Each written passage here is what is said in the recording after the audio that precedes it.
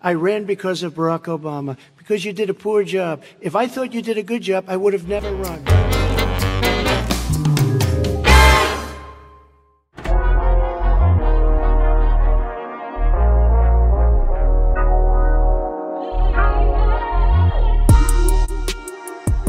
All right, let's talk about our next section, which is race in America. And I want to talk about the way Black and brown Americans experience race in this country. Part of that experience is something called the talk. It happens regardless of class and income. Parents who feel they have no choice but to prepare their children for the chance that they could be targeted, including by the police, for no reason other than the color of their skin. Mr. Vice President, in the next 2 minutes, I want you to speak directly to these families. Do you understand why these parents fear for their children? I do. I do. You know, my daughter is a social worker, and she's written a lot about this. She has a graduate degree from the University of Pennsylvania in social work. And, you know, one of the reasons why I ended up working on the east side of Wilmington, Delaware, which is 90% African American, was to learn more about what was going on. I never had to tell my daughter, if she's pulled over, make sure she puts, for a traffic stop, put both hands on top of the wheel and don't reach for the glove box because someone may shoot you. But a black parent, no matter how wealthy or how poor they are, has to teach their child, when you're walking down the street, don't have a hoodie on when you go across the street. Making sure that you, in fact, if you get pulled over, just yes, sir, no, sir, hands on top of the wheel, because you are, in fact, the victim, whether you're a person making child of a $300,000 a year person or someone who's on food stamps. The fact of the matter is there is institutional racism in America. And we have always said, we've never lived up to it, that we hold these truths to be self-evident. All men and women are created equal. Well, guess what? We have never, ever lived up to it, but we've always constantly been moving the needle further and further to inclusion, not exclusion. This is the first president to come along and says, that's the end of that. We're not going to do that anymore. We have to provide for economic opportunity, better education, better health care, better access to schooling, better access to opportunity to borrow money to start businesses. All the things we can do, and I've laid out a clear plan as to how to do those things, just to give people a shot. It's about accumulating the ability to have wealth as well as it is to be free from violence. President Trump, same question to you, and let me remind you of the question. I would like you to speak directly to these families. Do you understand why these parents fear for their children? Yes, I do. And again, he's been in government 47 years. He never did a thing except in 1994 when he did such harm to the black community. And they were called, and he called them, super predators. And he said that. He said it, super predators. And they have never lived that down. 1994, your crime bill, the super predators. Nobody has done more for the black community than Donald Trump. And if you look, with the exception of Abraham Lincoln, possible exception, but the exception of Abraham Lincoln, nobody has done what I've done. Criminal justice reform. Obama and Joe didn't do it. I don't even think they tried because they had no chance at doing it. They might have wanted to do it, but if you had to see the arms I had to twist to get that done, it was not a pretty picture, and everybody knows it, including some very liberal people that cried in my office. They cried in the Oval Office. 2 weeks later, they're out saying, gee, we have to defeat him. Criminal justice reform, prison reform, opportunity zones with Tim Scott, a great senator from South Carolina. He came in with this incredible idea for opportunity zones. It's one of the most successful programs. People don't talk about it. Tremendous investment is being made. Biggest beneficiary, the black and Hispanic communities, and then historically black colleges and universities. After 3 years of coming to the office, I love coming back because we have no funding. I said, you don't have to come back every year. We have to come back because President Obama would never give 10-year long-term funding, and I gave them more money than they asked for because they said, I think you need more. And I said, the only bad part about this is I may never see you again because I got very friendly with them, and they like me and I like them. But I saved historically black colleges and universities. Okay, and we're going to talk about both of your records, but your response to that, Vice President? My response to that is I never, ever said what he accused me of saying. The fact of the matter is, in 2000, though, after the crime bill had been in the law for a while, this is the guy who said, the problem with the crime bill, there's not enough people in jail. There's not enough people in jail. And go on my website, get the quote, the date when he said it.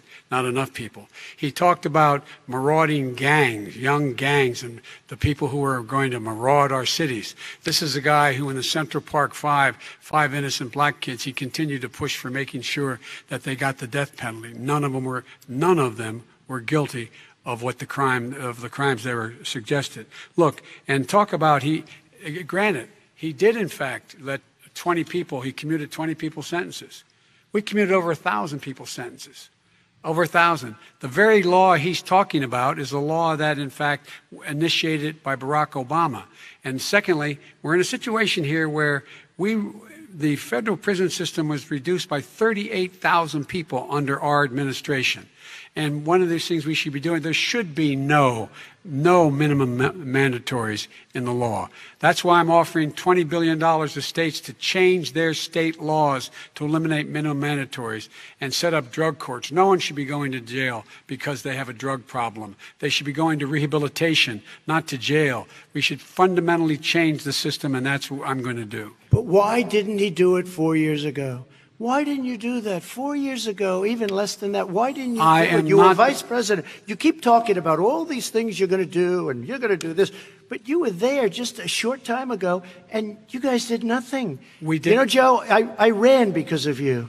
I ran because of Barack Obama, because you did a poor job. If I thought you did a good job, I would have never run. I ran because of you. I'm looking at you now. You're a politician. I ran because of you. All right, Vice President Biden, your response to that, and then I do have some questions for both of you. Well, I tell you what, I hope he does look at me, because what's happening here is, you know who I am, you know who he is, you know his character, you know my character, you know our reputations for honor and telling the truth. I am anxious to have this race. I am anxious to see this take place. The character of the country is on the ballot. Our character is on the ballot. Look at us closely. Let me ask some follow-up. Please respond, and then we're going to have follow-up questions. If this stuff is true about Russia, Ukraine, China, other countries, Iraq, if this is true, then he's a corrupt politician. All right. So don't give me the stuff about how you're this innocent baby. Joe, they're calling you a corrupt politician. Nobody. President Trump, I want to stay on the issue of race. We're talking about the issue. Laptop from hell. President Trump, we're talking about race right now, and I do want to stay on the issue of race. President Trump, I have to respond to that. Please. Because look, very quickly. There are 50 former national intelligence folks who said that what he's accusing me of is a Russian plant. They have said that this has all the five former heads of the CIA, both parties, say what he's saying is a bunch of garbage. Nobody believes it except his and his good friend Rudy Giuliani. You mean the laptop is now another Russia hoax? That's exactly what. Is this where you're going? This is where he's going. The laptop is Russia, Gentlemen, Russia. I want to stay on the issue of race. You have to be kidding. Here we go again with Russia. We're going to continue on the issue of race. Mr. President, you've described the Black Lives Matter movement as a symbol of hate. You've shared a video of a man chanting white power to millions of your supporters. You've said that black professional athletes exercising their First Amendment rights should be fired. What do you say to Americans who say that kind of language from a president is contributing to a climate of hate and racial strife? Well, you have to understand, the first time I ever heard of Black Lives Matter, they were chanting pigs in a blanket, talking about police. Pigs, talking about our police. Pigs in a blanket, fry them like bacon. I said, that's a horrible thing. And they were marching down the street. And that was my first glimpse of Black Lives Matter. I thought it was a terrible thing. As far as my relationships with all people, I think I have great relationships with all people. I am the least racist person in this room. But what do you say to Americans who are concerned by that rhetoric? I don't know. I don't know what to say. I got criminal justice reform done and prison reform and opportunity zones. I took care of black colleges and universities. I don't know what to say. They can say anything. They can say anything. It makes me sad because I am the least racist person. I can't even see the audience because it's so dark, but I don't care who's in the audience. I'm the least racist person in this room. Okay, Vice President Biden, let me ask you very quickly, and then I have a follow-up question for you. Abraham Lincoln here is one of the most racist presidents we've had in modern history. He pours fuel on every single racist fire. Every single one. Started off his campaign coming down the escalator saying he's going to get rid of those Mexican rapists. He's banned Muslims because they're Muslims. He has moved around and made everything worse across the board. He says about the poor boys, last time we were on stage here, he said, I told them to stand down and stand ready. Come on. This guy is a dog whistle about as big as a foghorn. President Trump, I'm going to give you 10 seconds to respond, and then I have a follow-up. You made a reference to Abraham Lincoln. Where did that come in? I mean, you said you're Abraham Lincoln. No, where did that? No. You said, I said not since Abraham Lincoln has anybody done what I've done for the black community. And I'm saying, I didn't say I'm Abraham Lincoln. I said not since Abraham Lincoln has anybody done what I've done for the black community. Now, you have done nothing other than the crime bill, which put oh, God.